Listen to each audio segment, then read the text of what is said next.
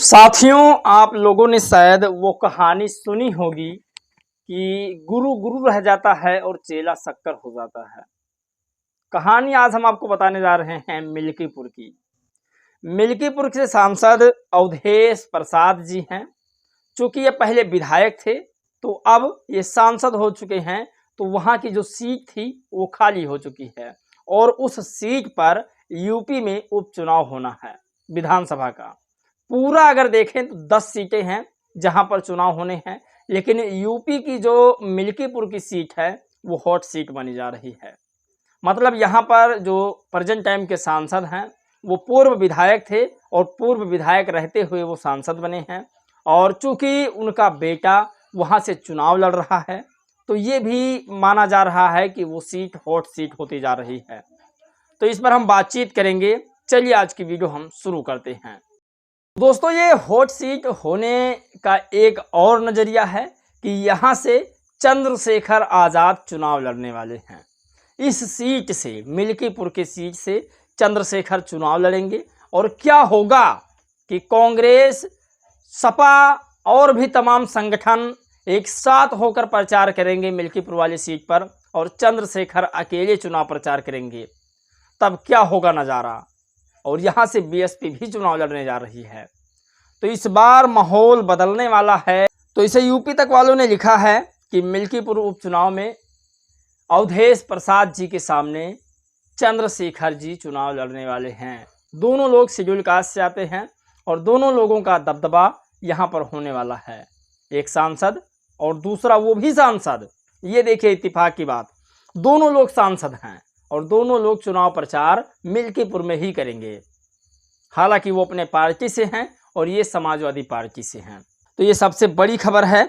अगर हम बात करें चंद्रशेखर पर हमला किसने किया था, फाइनल रिपोर्ट, तो इसका अभी कोई अनुमान नहीं लगाया जा सक रहा है, क्योंकि चंद्रशेखर की टीम काम पता नहीं कैसे कर रही है और अभी तक न पुलिस विभाग और न ही कोई टीम जो है ये पता लगा पाई है कि चंद्रशेखर पर आखिर हमला कौन कर रहा है। चाहे वो यूपी में मामला था, चाहे वो हरियाणा में अब मामला हो। आपको बता दें, चंद्रशेखर ने कह दिया है, मैं सभी विरोधियों को बता देना चाहता हूं कि आपके हमले से मैं डरने वाला नहीं हूं और मेरे ऊपर जो हमला हुआ है ये हरियाणा की जनता ओंट से आप लोगों को चोट देगी।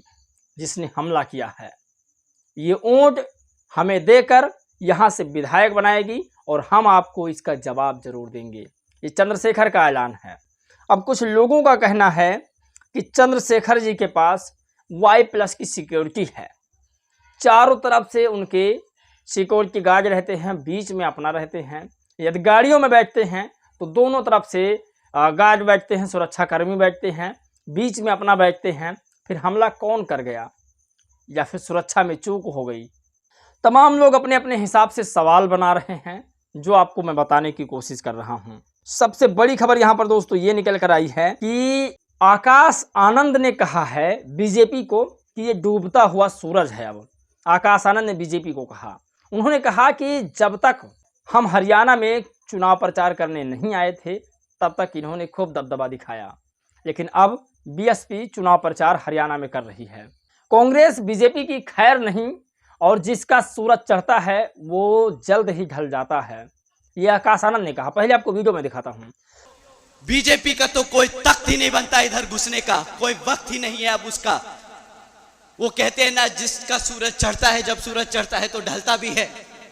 अब समय आ गया है इस भारतीय जनता पार्टी का सूरज ढलने का और इसको डुबाएगा समुद्र में ये बहुजन समाज पार्टी का नीला समंदर। तो साथियों, आप लोगों ने यह वीडियो देखा किस तरह से आकाश आनंद ने बीजेपी को घेरते हुए कहा। अब लोग कहते हैं बीजेपी से डरती है। डॉक्टर उदित राज जैसे लोग कहते हैं कि बहुजन समाज पार्टी बीजेपी और आरएसएस से पैसा लेकर हरियाणा में कांग्रेस का चुनाव खेल बिगाड़ने आई है। साथियों, उदित राज कहते हैं कि जो लोग अम्बेडकरवादी हैं, जो लोग फूले साहू को मानते हैं, वो अपना वोट सिर्फ और सिर्फ कांग्रेस पार्टी को ही देंगे, वो बहुजन समाज पार्टी को अपना वोट नहीं देंगे। क्या ये सच है? साथियों, बहुजन समाज की आवाज़ उठाना इतना आसान नहीं है। बहुजन समाज के लिए मनवादियों से लड़ना इतना आसान नहीं है। इसीलिए आपसे रिक्वेस्ट है कि आप लोग इस चैनल को ज़रूर बचाइए, सब्सक्राइब कीजिए, शेयर कीजिए, लाइक कीजिए, कमेंट कीजिए। लेकिन अभी जो स्थिति बनी हुई है उसके लिए आप लोग मेरी आर्थिक मदद ज़रूर कीजिएगा। आपकी आर्थिक मदद से ही हम आगे काम कर सकते हैं। आप लोग से जो भी बन बने, मुझे पता है कि मेरा समाज अभी गरीब है, उतना ज़्यादा सक्सेसफुल नहीं है, तो जो भी आपके पास हो वो आप मुझे थोड़ा थोड़ा देने की कोशिश करें। बीजेपी के डूबने का समय आ गया है और इसको डुबाएगा बीएसपी का नीला परचम। हवाओं का रुख बदल गया है। हरियाणा हो या देश का कोई भी राज्य, अब बीजेपी को खदेड़ने का काम हमारी बहुजन समाज पार्टी करेगी। नेशनल कोऑर्डिनेटर आकाश आनंद का ये कल का बयान है। तो ये सबसे बड़ी खबर है। और बेरोजगारी पर भी हमला आकाश ने बोला। आकाश ने कहा है कि कांग्रेस बीजेपी कांग्रेस लगातार हरियाणा में अपना सत्ता काबिज किए है। कई सालों से यहाँ पर बेरोजगारी है। तो आकाश आनंद ने कांग्रेस बीजेपी को घेरते हुए बड़ा सवाल किया हरियाणा में कल। उन्होंने कहा कि जब बीजेपी कांग्रेस के लोग आपसे वोट मांगे तब आप उनसे कहना कि आपने हमारे बच्चों के लिए क्या किया है। महंगाई पर आपने आवाज़ उठाया है, बेरोजगारी पर आपने आवाज़ उठाया है। कितने सालों से हम आपको देते आए हैं अपना वोट। क्या आपने कभी हमारे बच्चों के बारे में सोचा है? क्या आपने कभी शिक्षा के बारे में सोचा है जिससे हमारे बच्चों का भविष्य बदल सकता है? तो आकाश ने कल जो भी बातें कही है, तर्कवादी बातें कही है।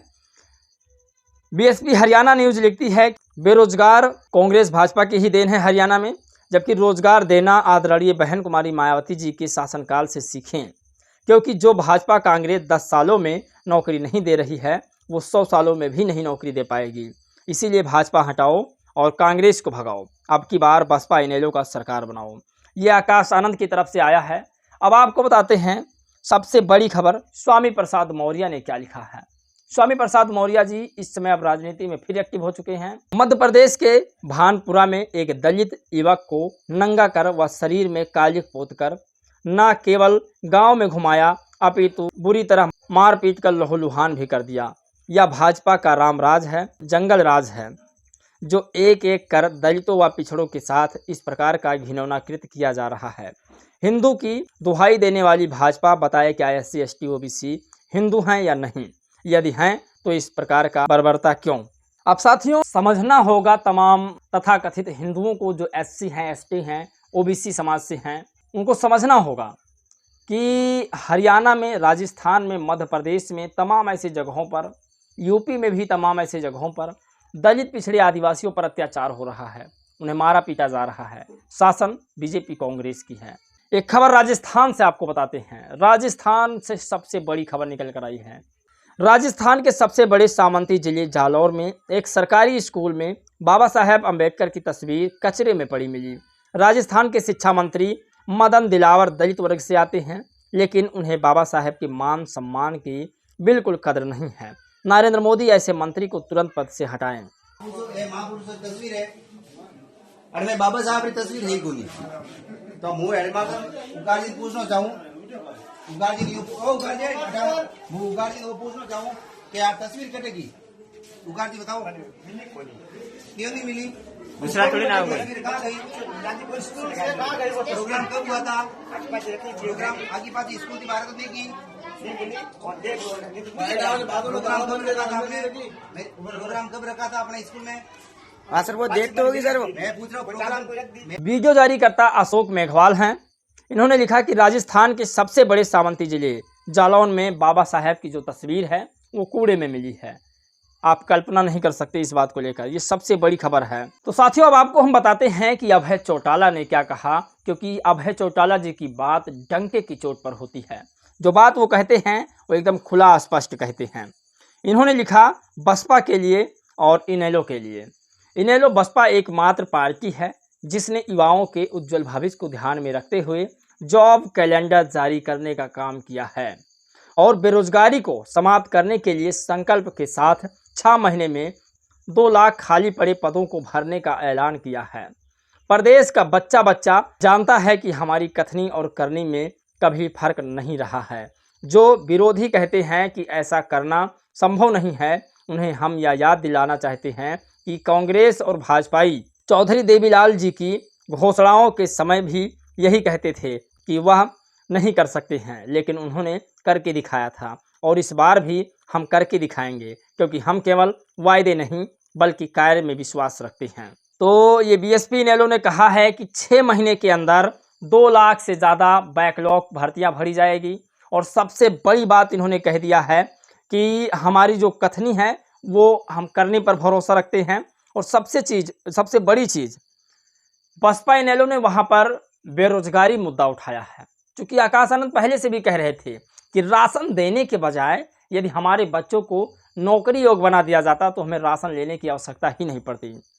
ये सबसे बड़ी बात आकाश आनंद ने लिखा था। तो ये सबसे बड़ी आज की खबर थी, जो वायरल खबर थी वो लगातार वायरल भी हो रही है और टीवी अखबार भी इस खबर को दिखा रहा है। इस खबर को मैंने मिक्स करके आप लोगों को बताने की कोशिश किया है, सारी खबरों को इकट्ठा करके।